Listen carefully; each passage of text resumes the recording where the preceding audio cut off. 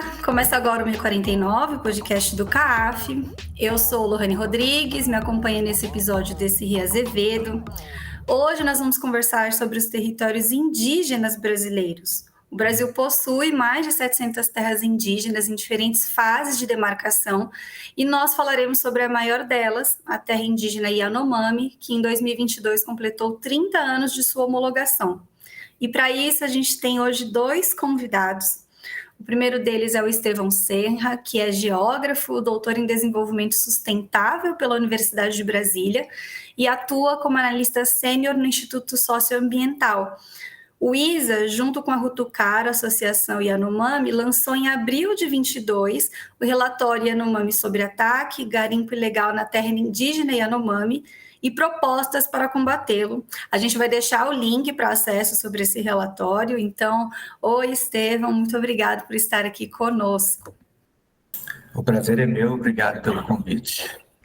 E em seguida, para dar continuidade aqui à nossa conversa, a gente tem o Luciano Maia, que é jurista, doutor em Direito pela Universidade Federal de Pernambuco. Ele também é professor do Centro de Ciências Jurídicas da Universidade Federal da Paraíba e subprocurador-geral da República.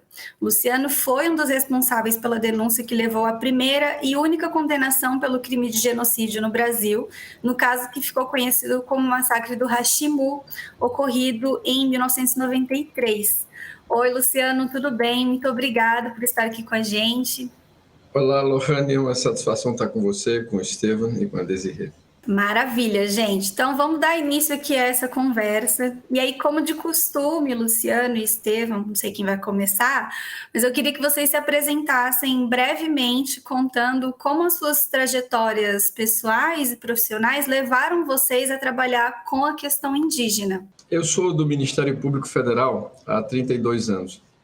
E quando eu entrei em 1991, nós não temos uma grande estruturação e apresentação da instituição aos mais novos. Era só uma semana de apresentação com colegas informando quais eram as grandes linhas de atuação. E uma das linhas de atuação, que foi mencionada então pelo colega subprocurador-geral, Vitor Musi, que era coordenador da área de defesa dos índios, ele mencionava o papel do Ministério Público pela Constituição em realizar a promoção e a defesa dos direitos dos índios.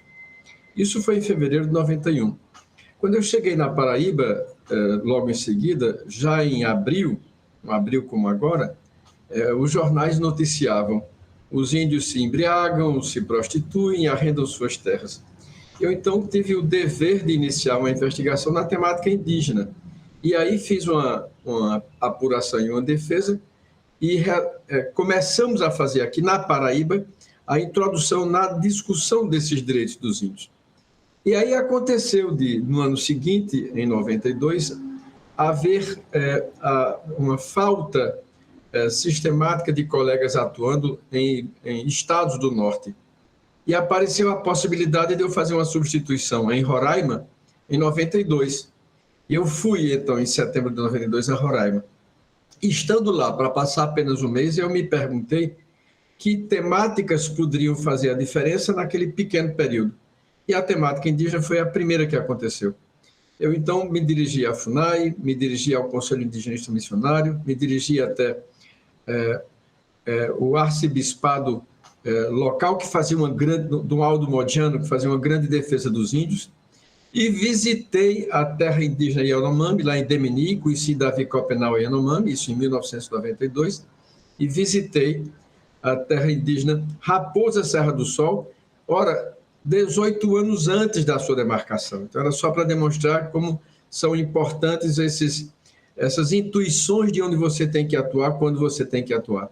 Houve, portanto, em seguida, 6 meses depois dessa minha ida, um evento em Roraima, na Justiça Federal, que comemorava um ano da sua instalação, e os palestrantes eram Davi Copenaua e eu, tratando a respeito dos direitos dos povos indígenas. Um mês depois, houve o fato do genocídio de Hashimu, 3 meses depois se tomou conhecimento, e o próprio Davi solicitou que eu fosse uma das pessoas designadas para atuar nessa questão, porque ele tinha identificado uma sensibilidade para com o tema e uma possibilidade de diálogo diretamente com os índios. Então, isso aqui é, rapidamente, como é que eu, atuando por dever de ofício no tema, terminei me aproximando de Roraima e dos Yanomami, sendo eu da Paraíba. Bom, minha história, já no período da graduação, já me interessava trabalhar principalmente em campo, né, em áreas rurais, depois esse interesse por populações tradicionais, que foi o trabalho que eu fui desempenhando de uma maneira um pouco irregular, esporádica, até 2013, quando eu me mudei para Roraima, para poder trabalhar especificamente com os Yanomami. Eu entrei por meio de um edital que, por acaso, a minha companheira descobriu quando ela estava pesquisando sobre a cidade na internet, porque ela estava indo para lá para fazer a pesquisa de campo dela. E aí ela falou, eu acho que esse edital aqui tem um pouco o seu perfil, e aí eu acabei me inscrevendo e comecei essa colaboração com o Yanomami, né, via Instituto Socioambiental. E aí, desde então, eu venho trabalhando principalmente nessa área de gestão territorial, especificamente na parte de produção de informação territorial, cartográfica, né, pela minha formação, e monitoramento territorial também. Saí um período para poder depois fazer o meu doutorado em Brasília, mas mantive a colaboração com os Yanomami, que é isso, é um povo que a gente se apaixona, né? E então a gente passa a ter uma colaboração que vai muitas vezes além também dos enquadramentos profissionais do momento e tal, né? Uma colaboração de vida mesmo. Ainda nesse âmbito mais introdutório, né?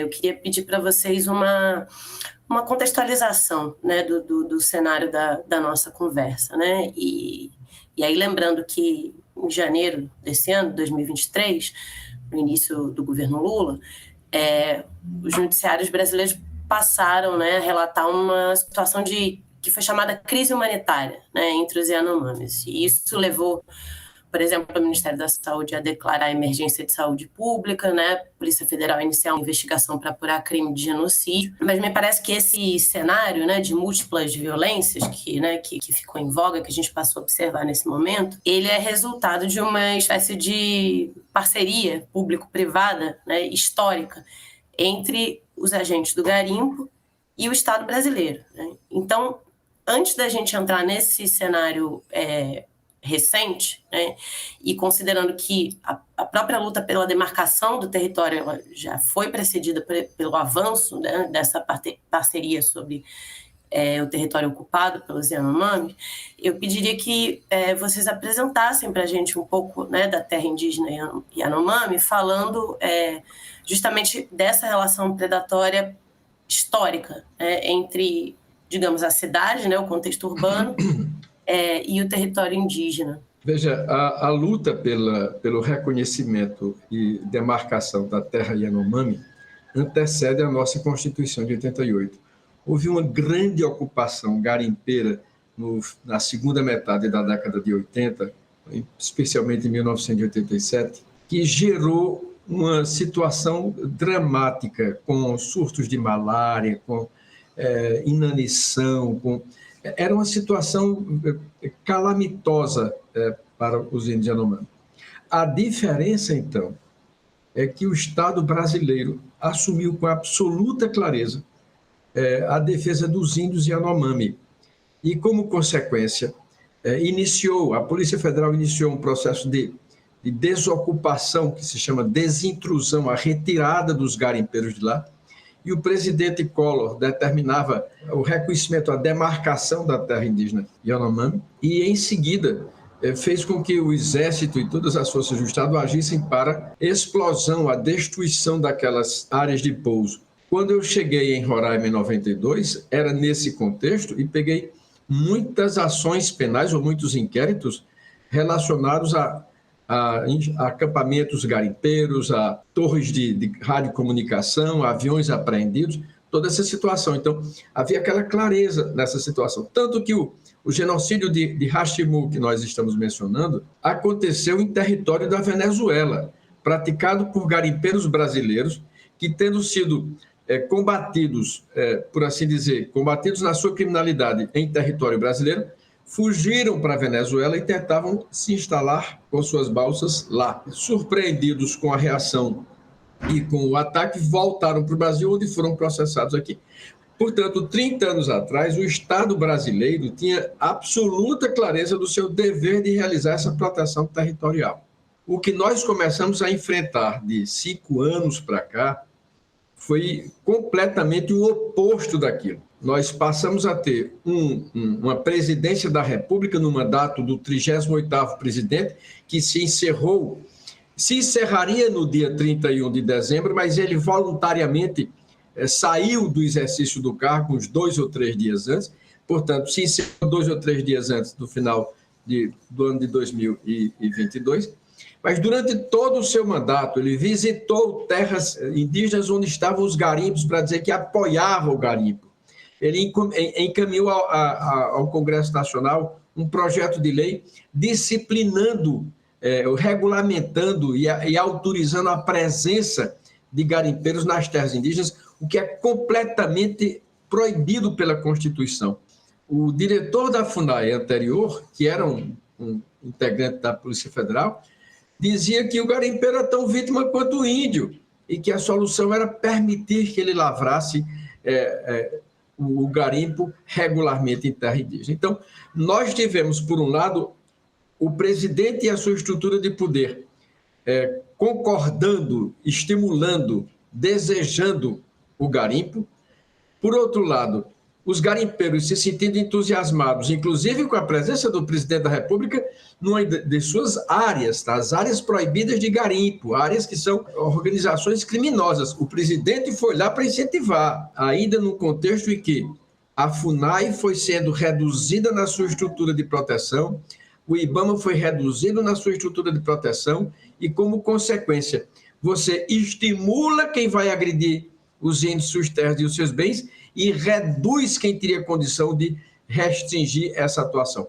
Portanto, o que hoje nós chamamos de crise humanitária é uma crise previsível, é uma crise antecipada, é uma crise denunciada por muito tempo por organizações como o ISA, o Conselho Indigenista Missionário e várias outras organizações nacionais e internacionais, e documentado pela imprensa, pela grande imprensa, as grandes televisões, grandes jornais, e também pelo jornalismo investigativo que cuidava de ouvir diretamente as pessoas interessadas. Então, para contextualizar, é importante que nós consideremos o seguinte: o que aconteceu há 30 anos foi uma ação de indivíduos contra a estrutura do direito e do Estado, combatido pelo Estado. E o que vinha acontecendo até a assunção desse 39º presidente, que é o presidente Lula, com o ministro Flávio Dino, é completamente diferente. Eu preciso fazer apenas um registro também. Flávio Dino foi juiz federal, conhece bem da Constituição. O ex-ministro da Justiça, Sérgio Moro, também foi juiz federal, mas foi dele a assinatura no projeto de lei autorizando o garimpo em terra indígena. Ou seja, não basta conhecer a lei, tem que saber como se posicionar diante dela, se você fecha os olhos para violações dela, ou se você, ao contrário, luta para que ela seja respeitada. Eu acho que seria interessante, para complementar, né, a fala do Luciano, comentar um pouco antes, assim, para contextualizar também quem é o povo Yanomami, né?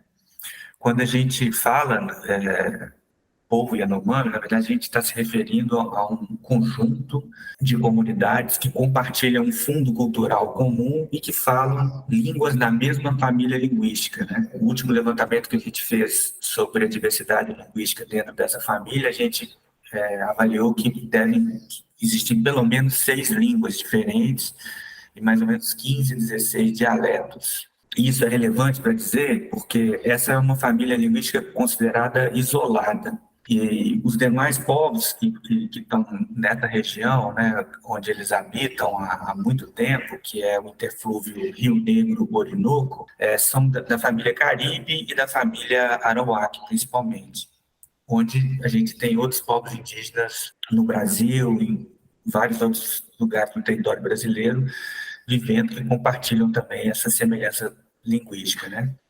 Então, os linguistas, fazendo um exercício de ver a diferença entre a língua falada, as línguas faladas na família Yanomami e das demais, eles estimam, então, que os Yanomami permaneceram isolados pela ausência de vocábulos semelhantes, etc. e tal, por mais ou menos 700 anos nessa região do interflúvio Rio Negro-Orinoco, que é uma região de muito difícil acesso, né? Porque os seus principais rios todos são muito encachoeirados, e isso explica, então, por que eles permaneceram tanto tempo isolados assim, e o avanço da invasão europeia foi muito tardio nesse território, tanto do lado português quanto do lado espanhol. De modo que os primeiros contatos dos Yanomami com a sociedade não indígena, eles só foram acontecer no final do século XIX.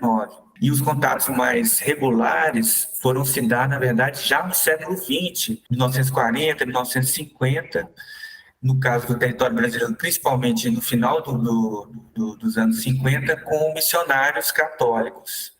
E depois, em seguida, com missionários evangélicos também, que foram criando enclaves no território com esses postos e tal, e, na sequência, com o Serviço de Proteção ao Índio, a antiga, que depois virou o FUNAI, né, que também foi criando esses postos indígenas na esteira do processo de demarcação do limite Brasil-Venezuela, que essas viagens começaram em 1930, 1940, a atingir essas regiões. Isso é relevante de dizer porque isso fala um pouco também da vulnerabilidade epidemiológica também desse povo com um contato que veio acontecer de uma maneira mais abrupta, que é o que o Luciano comentou, né? Então, se nesse primeiro momento a gente teve esse contato com essas frentes de expansão, tanto religiosas quanto eventuais caçadores de pele, comerciantes de balata. Nos anos 70, isso muda com um projeto militar para a Amazônia que previa a incorporação desses territórios via obras de infraestrutura e obras de colonização. Então, nos anos 70, você tem esse mapeamento do RADAR, né, que foi um mapeamento dos recursos naturais da Amazônia feito por radar, e que então vai indicar a presença de minerais valiosos, né, urânio, ouro, outras coisas, e com a divulgação disso, então você teve uma espécie de estímulo à ocupação desse território por essa massa de garimpeiros que veio atingir o pico em 1987. E então, até então, a maioria dos grupos Yanomami, então, até esse período, não tinha uma experiência de contato regular com a nossa sociedade, a sociedade não indígena, né? Então, esse contato se deu de uma maneira muito abrupta e os Yanomami tinham uma outra expectativa nessa relação. De cara, esse contato foi um choque epidemiológico muito grande, com muitos episódios de violência também, de mal-entendidos internos, etc., que foi levar a essa catástrofe que o Luciano descreveu. E naquele momento você teve logo depois essa resposta da demarcação do território, a estruturação do sistema de atendimento de saúde, e que foi uma resposta enérgica, mas que, de alguma maneira, alguns enclaves de garimpo permaneceram no território, e o garimpo, então, virou um problema crônico na terra Yanomami, mas com picos e vales, né? E o que aconteceu foi que nos últimos anos, né, por uma série de fatores, tanto de escala transnacional, como, por exemplo, o aumento do preço do ouro, mas principalmente por uma política de desmonte dos órgãos de fiscalização ambiental indigenista e também por essa postura pública, né, favorável à atividade, que dá essa expectativa de que a atividade pode ser regularizada. Então, você promove uma corrida para as pessoas ocuparem aquela região na expectativa de regularizar. A gente viu um novo pico de invasão semelhante ao que aconteceu nos anos 80. Isso que Estevão está mencionando tem muita importância, porque a abertura de estradas, de rodovias em toda essa região norte, inclusive muitas cortando a Amazônia e algumas chegando a Roraima, geraram um fluxo migratório muito grande. E esses grupos humanos, não só pelas fricções étnicas, terminavam resultando em morte e extermínio de algumas comunidades, mas também pela transmissão de doenças.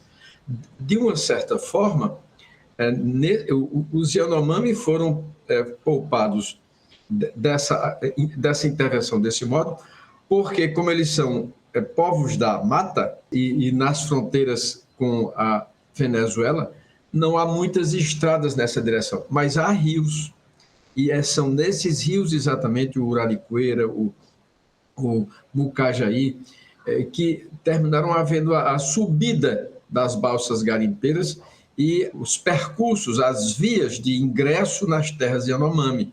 E, portanto, isso termina tendo um impacto perverso em todas as situações, porque usam as dragas para modificar o leito dos rios, os cascalhos, e retiram também a vegetação, afugentam a caça, jogam mercúrio pesado no leito do rio, contaminam os peixes e toda a cadeia alimentar, além de gerarem em seguida a doença. Então, o processo de impacto sobre a comunidade Yanomami tem essas especificidades, e por essa razão é que a atuação do Estado para o seu enfrentamento é muito mais exigida. Termina havendo muitas ocorrências delituosas por si mesmas. Além da destruição dos índios, isso é gravíssimo, há uma destruição da floresta, há a contaminação dos rios e há a lavra garimpeira em si, que é uma atividade de extração de algo que pertence à União, porque todos os minérios pertencem à União. E o Estado a tudo assistia sem uma reação até a mudança recente em janeiro de 2023. Eu acho que tanto você, Luciano, como você, Estevão, foram pontuando algumas coisas em relação à última gestão governamental, mas no relatório Yanomami sobre ataque, que traz os dados de 2021, vocês afirmam, né, que o último período governamental foi o pior momento de invasão do território desde a sua homologação, que tem também um aumento impressionante do garimpo em escala e intensidade. E nesse período também foram frequentes episódios de violência, com um contexto de aumento de atividades ilegais. Aí tem a inclusão do tráfico de drogas na região amazônica como um todo, apesar da pandemia da Covid-19. E aí a gravidade da situação motivou, inclusive, que a Articulação dos Povos Indígenas do Brasil, a APIB, a mover a ADPF 709 no STF e levar as denúncias também ao Tribunal Penal Internacional. Então, diante disso e das coisas que vocês foram apontando aqui, eu queria que vocês relatassem de uma forma mais aprofundada esse cenário de crise humanitária e como é que o governo Bolsonaro contribui para a sua construção. A presença de garimpeiros não começou nos últimos 4 ou 5 anos, mas o que nós pontuamos foi a imensa diferença de postura, de política governamental do que vinha se tendo com a chegada do presidente Michel Temer. Já houve a sua base de sustentação no parlamento era muito baseada na atividade agrária e, como consequência, já começaram a se sentir estimulados a isso. Já havia uma grande mobilização, por exemplo, de uma CPI contra a FUNAI e criminalização das organizações não governamentais que davam suporte aos índios. Então, ali nós já tínhamos aquele início, mas você nunca tinha visto nem o presidente Temer, nem o ministro da Justiça defendendo presença de garimpo em terra indígena. É verdade que é do presidente Temer um documento equivocadíssimo e que ainda hoje tem repercussão negativa contra os índios, que é a ideia do chamado marco temporal, em que tem um parecer da Advocacia Geral da União vinculante, dizendo que se o índio não estiver na terra no dia 5 de outubro de 88, não é mais dono dela. É um equívoco redondo a respeito disso. Tivemos, então, a oportunidade de conversar com a então ministra Grace Mendonça para mostrar a fragilidade dessa argumentação à luz da própria jurisprudência do Supremo, tanto que o Supremo, em diversas outras decisões, tem exatamente reconhecido o direito dos índios, que vem constitucionalmente falando desde 1934. Então, já há quase 90 anos os índios têm direitos constitucionais às terras de sua ocupação tradicional. Mas o que eu quero mencionar é que a diferença é a do modo do Estado encarar o fenômeno do garimpo indígena, ou em terra indígena.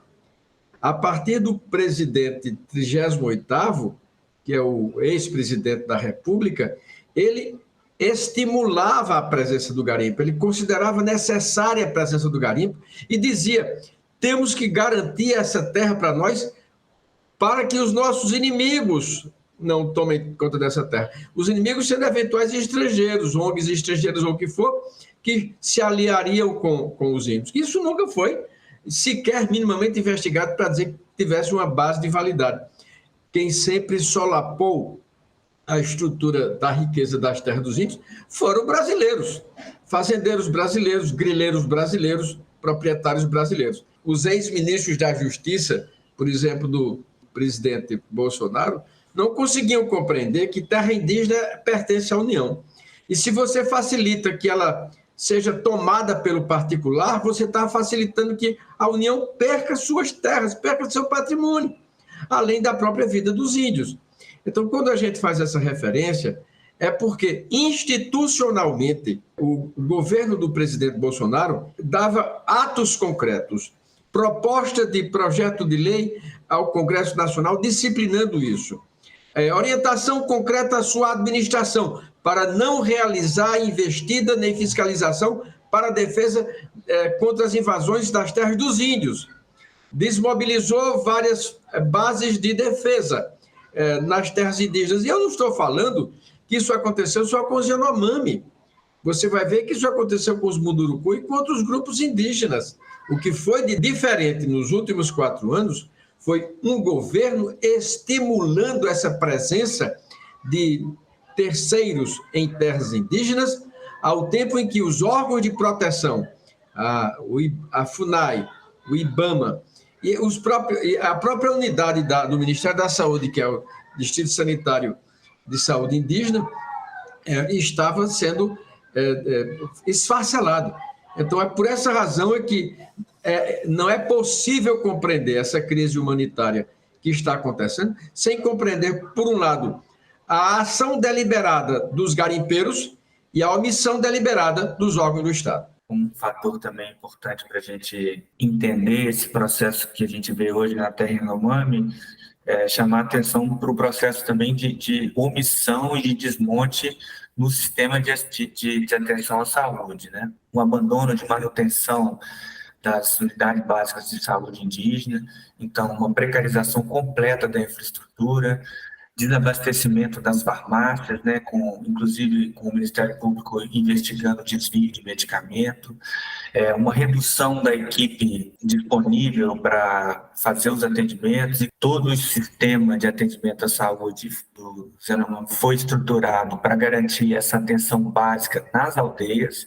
Então, a ideia é que você tenha essas unidades básicas de saúde ali com uma equipe multidisciplinar, que ela faça visitas regulares às aldeias para poder verificar, pesar as crianças, fazer pré-natal. Além do garimpo, também esse surto de acidentes de saúde ele é fundamental também para explicar muitas dessas cenas horríveis, né, que circularam aí na mídia. Bom, essa desestruturação do Estado, ela também aponta para outra questão que é importante para a gente aqui, né? Que é justamente a produção de dados, né? Sejam dados populacionais, dados sobre saúde, dados sobre a própria invasão do território, sobre a violência, né?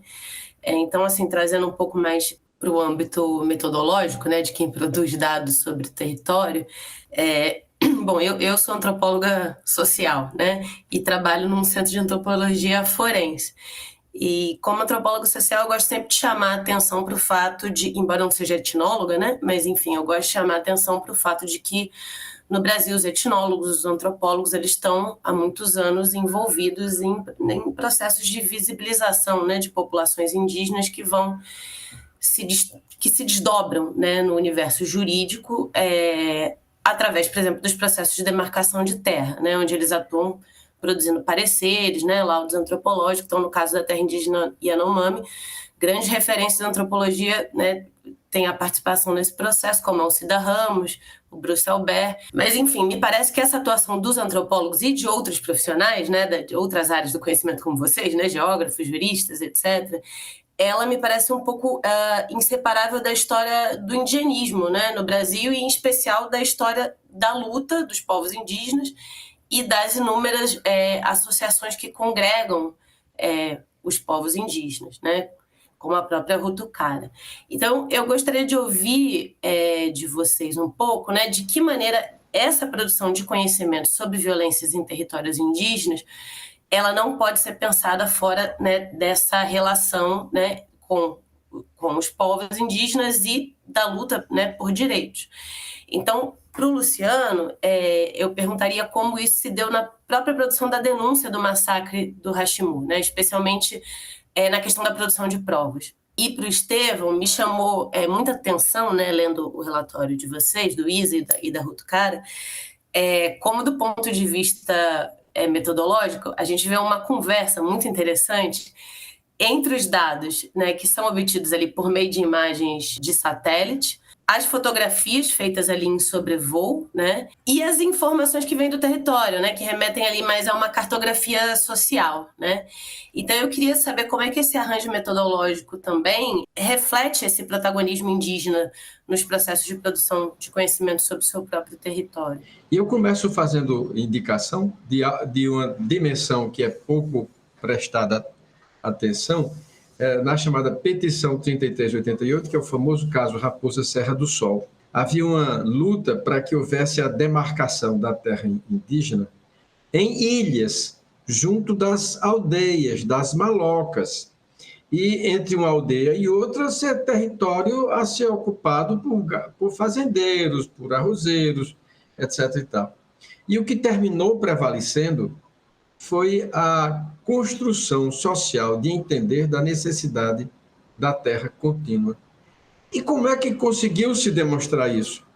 O Supremo Tribunal valorizou e respeitou o que chamou de o saber antropológico, registrando a etnografia nos laudos antropológicos, ou seja, a identificação de uma comunidade no seu pertencimento étnico e o território ocupado de acordo com o seu modo de ser, viver e se relacionar com o meio, é resgatado, é restaurado, é visibilizado a partir da etnografia, ou seja, do estudo aplicado por etnólogos e antropólogos nos seus laudos.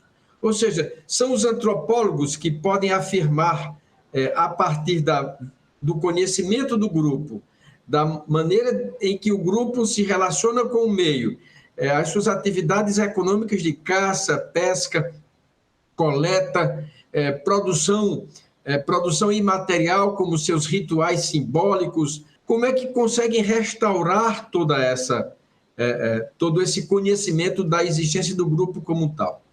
Se eu digo essa importância do saber antropológico de um modo geral, isso foi indispensável no caso da chacina de Hashimu em 93. O então governador de Roraima visitou a área e disse: onde estão os corpos em profusão? Não vi corpos em profusão. Foi mais ou menos a expressão que ele utilizou, porque ele entendia que se havia uma acusação de genocídio, você tinha que ter corpos empilhados, como você teve a ideia do Holocausto nazista. Os laudos periciais apontaram, no caso de Hashimu, foi o seguinte: foi a existência de fogueiras com restos de cinzas e ali restos de ossos humanos, pilados, macerados, amassados. E, posteriormente, uma comunidade toda tisnada de escuro, que tinha se coberto com as cinzas das fogueiras e portando umas cabaças seladas nas quais colocaram as cinzas recolhidas das fogueiras, carregando os seus mortos. E aí nós tivemos os antropólogos explicando que o ritual aplicado pelo povo Yanomami é de cremar os seus mortos, pilar os seus ossos, armazená-los nessas cabaças, sofrer tumor, né? carpir essa sua ausência por um mês e, posteriormente, numa cerimônia coletiva, faz-se um mingau onde essas cinzas são misturadas e toda a comunidade incorpora aquelas cinzas e aqueles mortos passam a viver naqueles vivos. Isso que foi documentado por Bruce Albert, depondo nesse processo, e pelos registros de outros, Alcida Rita Ramos também fez referência. Nós citamos também um antropólogo americano que tinha trabalhado com os Yanomami e tinha feito essa referência. E, por coincidência, eu fiz aqui, comecei mencionando que eu tinha trabalhado em Roraima em setembro e outubro de 92. Num dos casos que eu trabalhei, eu me deparei com uma situação em que tinha havido a morte de um índio. E a Polícia Federal, quando foi investigar essa morte, tinha encontrado um corpo sobre uma cama de madeira. O corpo aguardando estar pronto para ser cremado. Ou seja, a Polícia Federal documentou e fez um laudo dizendo que tinha encontrado naquela circunstância. Ora, foi exatamente a circunstância que, anos depois, se deu no processo de Hashimu e anos antes tinha sido documentado em alguns estudos antropológicos. Ou seja, também houve uma perícia antropológica sobre o corpo de uma vítima de uma comunidade vizinha, a Índia Macena, eu nunca esqueço esse nome, a Índia Macena. Foi a única cujo corpo não foi cremado e os ossos pilados. Por quê? Porque não tinha nenhum parente seu para lhe chorar. Como consequência, esse corpo de Macena inerte, morto, foi a prova mais viva de como o massacre tinha acontecido. Os tiros por trás e pela frente e pela cabeça, os golpes de facão, a violência desumana manifestada pelos garimpeiros. O que eu quero, portanto, mencionar é que esse saber antropológico relacionado no laudo com todo o conhecimento que se tem é que permite ao jurista entender os fatos como eles são e dar-lhe a dimensão jurídica como deve ser. Eu acho interessante mencionar que, por volta de 2010, o cara começou a receber denúncias de um aumento de garimpeiros, não na mesma ordem do que acontecia, né? E aí, então, ela sentiu a necessidade de começar a organizar essas denúncias. Então, essas denúncias chegavam por radiofonia ou cartas, escritas em Yanomami mesmo. Então. E o Davi, num determinado momento, fazia essas denúncias, falava publicamente, e ele foi indiciado, acho que anos na frente, por estar fazendo denúncias infundadas. Lá atrás, a gente já vinha fazendo um exercício de tentar fundamentar as denúncias que eram recebidas nas cartas com outros elementos. Só que em mais ou menos 2013, 2014, a tecnologia disponível era bem diferente do que a gente tem hoje. Então, eu tinha que entrar no site do INPE, baixar uma imagem que eu encontrava sem nuvem, para depois ficar procurando lá o garimpo onde estava perto da comunidade, etc. Ou então tentar buscar informações que tinham sido colhidas em sobrevoo, que alguém marcava um ponto de GPS e tal. E a gente foi, aos poucos, organizando uma base de informações para tentar sempre mostrar o lastro técnico das denúncias que eles já recebiam, né? Então, isso foi acontecendo. Tanto que em 2017 eu tive a oportunidade de falar com o Luciano que a gente tinha lançado um mapa do garimpo já em 2017, mas que eram só pontinhos, porque ainda não era difícil de mapear o polígono e tal, e a escala era muito diferente do que é hoje também. Depois teve esse evento da Covid também, que logo quando começou os primeiros relatos da Covid no território Yanomami, então eu estava, por exemplo, em casa, né, isolado, mas recebia no WhatsApp áudio dos Yanomami falando que fulano tinha morrido, que tal aldeia estava com coisa e tal, e foi gerando uma inquietação muito grande. Paralelamente, as pessoas que já tinham trabalhado na terra Yanomami, seja na academia ou em outros contextos, se juntaram também, formaram uma espécie de rede de pesquisadores, e nesse processo, desse monitoramento independente feito por essa rede de pesquisadores, a gente focou muito nos números, mas mais uma vez chamava muita atenção a expressividade do relato deles sobre um caso. Então, quando a gente ia, por exemplo, para a tabela, eu colocava lá óbito 1. E quando eu lia o relato do que representava aquele óbito, era uma coisa muito mais expressiva, né? Então, desde essa época também que a gente tinha noção de que qualquer trabalho que tivesse que demonstrar esses processos de violência, ele era imprescindível a gente trazer também esses relatos, porque eram eles que davam a dimensão do que estava acontecendo na coisa. Então, tinha o levantamento de satélite, esses sobrevoos, um acompanhamento também das notícias que saíam na imprensa sobre esse processo e as denúncias e relatos organizados e tal pela Votucara e finalmente, dados oficiais, principalmente epidemiológicos também, que mostravam essa correlação, né? E é interessante, só para concluir, que teve um caso específico onde um avião de garimpeiro atropelou um Yanomami na pista, e que quando a Votucara fez a denúncia, o que eles argumentaram era exatamente isso, que não tinha corpo, então não tinha como avaliar isso depois de já ter todo esse processo, todo mundo saber isso. Então, assim, ainda tinham que explicar de novo, olha, os corpos são cremados, os corpos do Yanomami não vão para o IML, não faz sentido, né? Só em situações muito específicas, etc. Infelizmente, é o eterno retorno, né? E aí, para isso, a gente tem que sempre também estar tentando cercar por vários métodos para poder comprovar aquilo que para o Yanomami é muito claro. Mas ainda continuando essas questões metodológicas aqui, a gente queria falar um pouco mais sobre as questões de massacre e algumas categorias. Existe a lei, Luciano, que tipifica o genocídio no Brasil, de 1956, mas a única condenação que foi feita com base nela é a do massacre do Hashimu.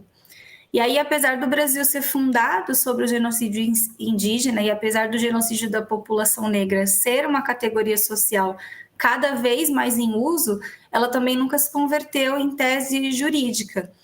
Então, a gente queria te ouvir um pouco sobre a categorização de genocídio, explicando no que ela se diferencia de homicídio, por exemplo, e por que essa categoria ajuda a pensar e a responsabilizar crimes que muitas vezes são despessoalizados.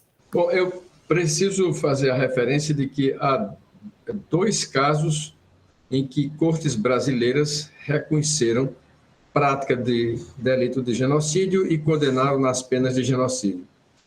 Esse mais conhecido é o genocídio de Hashimu, porque desde sempre foi uma denúncia de genocídio, uma condenação em primeiro grau em Roraima por genocídio.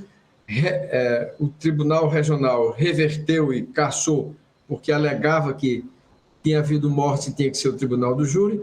Recorremos ao STJ, que reverteu essa decisão, reconhecendo que tinha sido genocídio, e, finalmente, o Supremo Tribunal Federal, entendendo que tinha havido genocídio, e, havendo genocídio, a competência é do juiz singular, do juiz individual, e não do tribunal do júri. Mas houve outro caso, é o caso da chamada massacre da Boca do Capacete, que aconteceu no Amazonas, e que chegou ao Supremo não para decidir o mérito da acusação, se era ou não genocídio, mas para decidir se, sendo índios vítimas de algo que se chamava genocídio, seria a Justiça Federal a competente para julgar ou a Justiça Comum.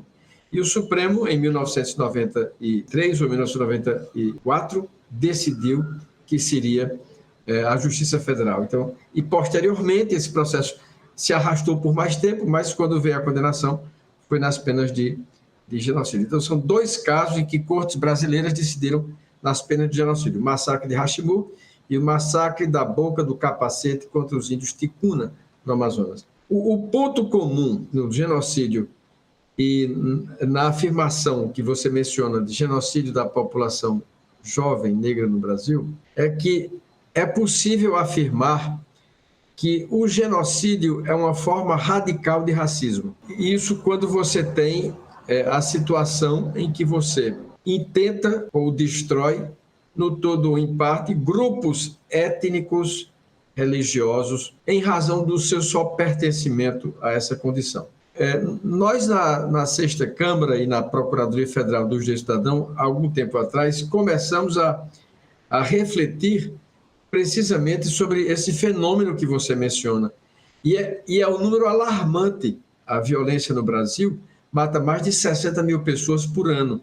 As vítimas da violência são documentadamente jovens pretos das periferias da cidade. Uma dificuldade ainda que se tem para identificar é que a cor da pele, que termina não só sendo a cor da pele, mas tendo também os lugares onde essas pessoas moram, as suas condições sociais, e que faz com que sejam vítimas preferenciais de mortes violentas. Já foi estudado pelo Núcleo de Estudos da Violência como as nossas polícias, em geral, se tornando o que Paulo Sérgio Pinheiro chama de um cordão sanitário em defesa das elites do Estado, para manter afastadas as chamadas classes subalternas.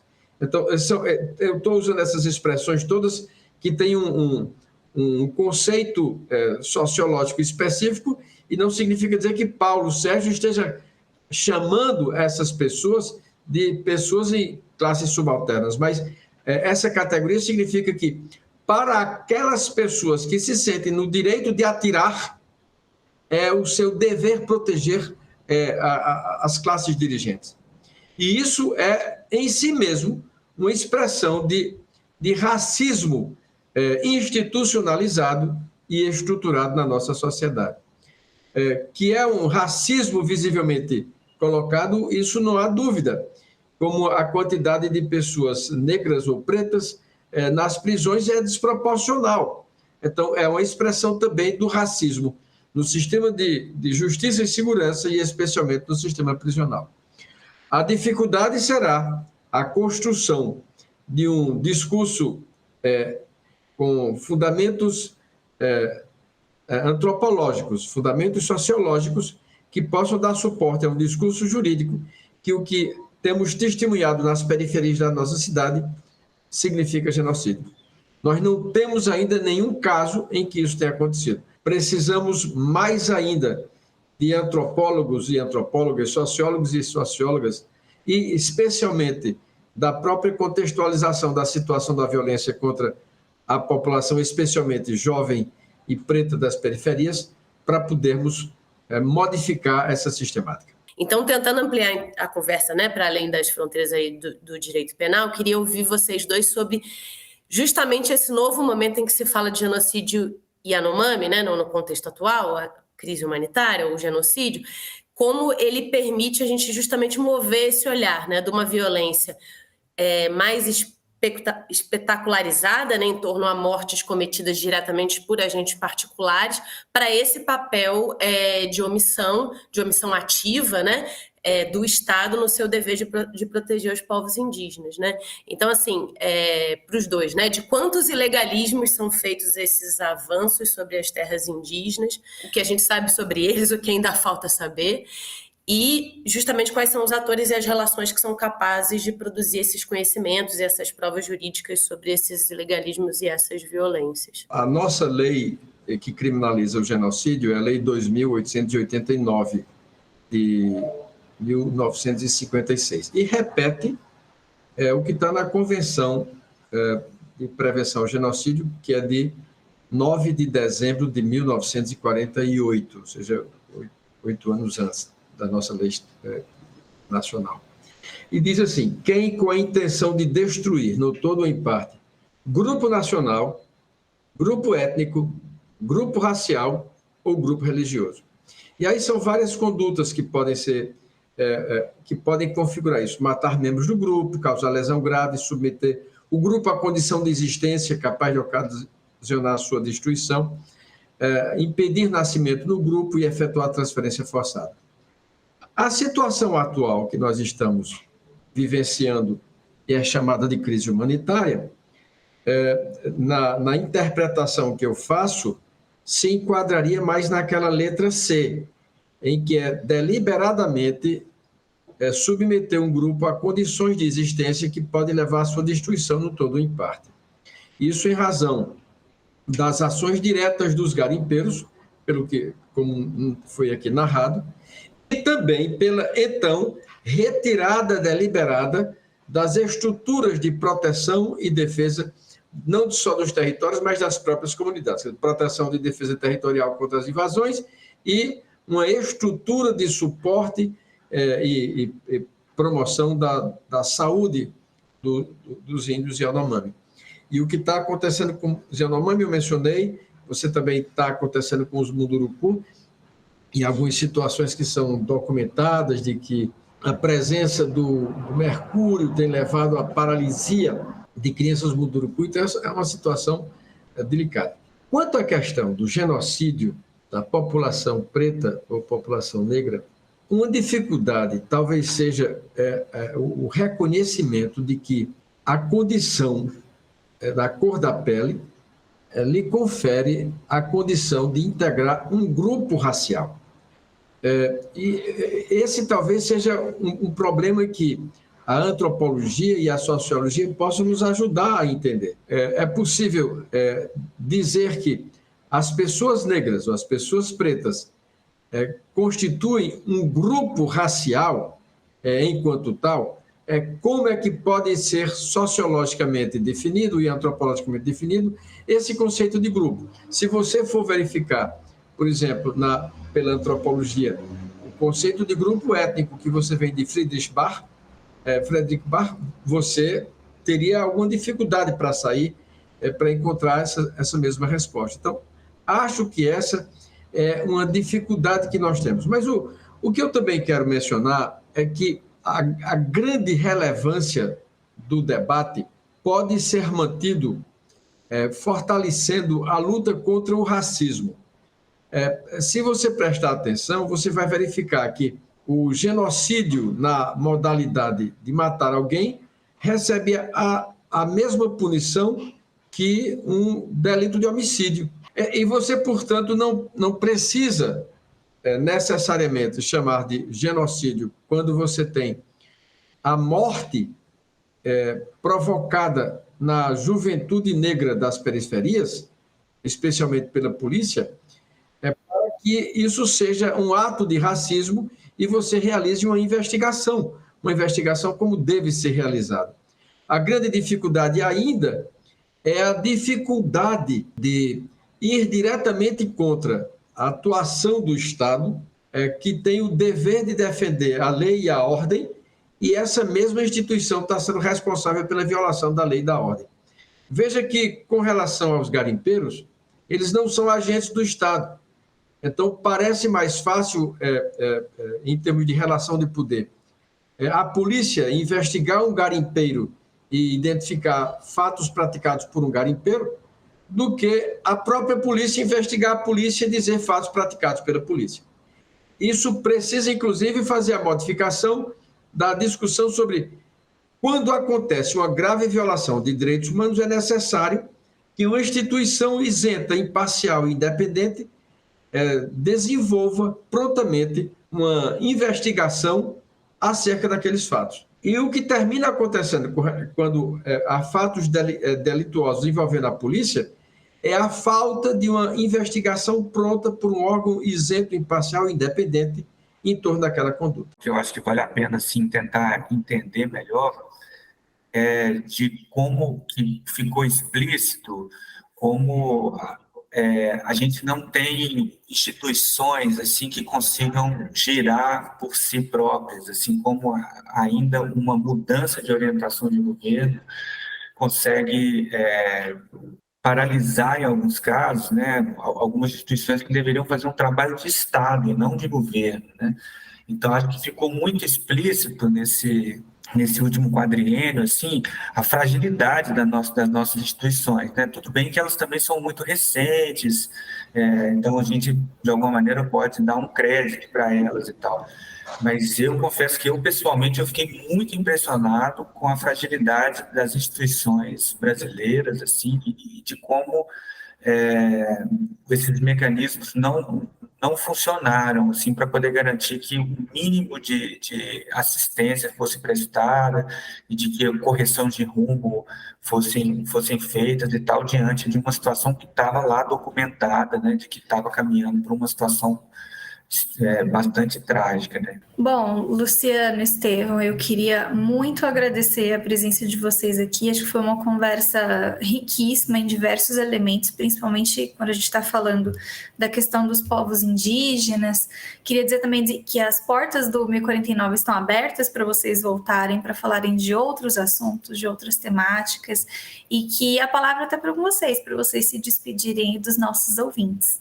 Eu só quero agradecer e dizer que, graças a pessoas como vocês, que fazem as perguntas necessárias, lançam um olhar sobre pessoas e lugares e fatos que muitas vezes são esquecidos, pedem para ser lançadas luzes nessas escuridões do nosso cotidiano, é que nós nos construímos como uma sociedade democrática. A vocês, portanto, o meu obrigado.